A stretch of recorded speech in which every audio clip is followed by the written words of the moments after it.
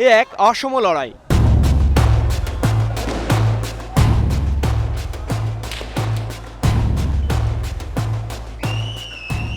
প্রাণঘাতী গুলির বিপরীতে ছোড়া হচ্ছে ঢিল, পাথরের ছোট ছোট টুকরায় যেন প্রতিরোধের হাতিয়ার।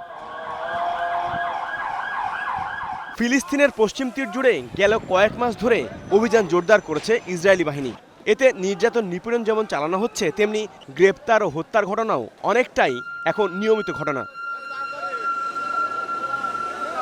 বার্তা সংস্থা রয়টার্সের ভিডিও চিত্রে তেমনি একটি ঘটনা উঠে এসেছে। রামাল্লায় ইসরায়েলি বাহিনী অভিযান চালালে এভাবেই তা রুখে দেওয়ার চেষ্টা করেন ফিলিস্তিনের তরুণ তুর্কিরা। যুবকদের ছত্রভঙ্গ করতে কাঁদানে গ্যাস ছোড়ে ইসরায়েলের প্রতিরক্ষা বাহিনী, সেটি ধরে আবার উল্টো আইডিএফ সেনাদের দিকে ছুড়ে মারেন কেউ কেউ।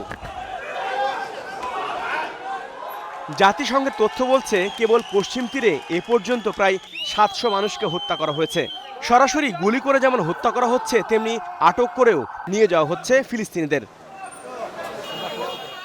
HROV, star news.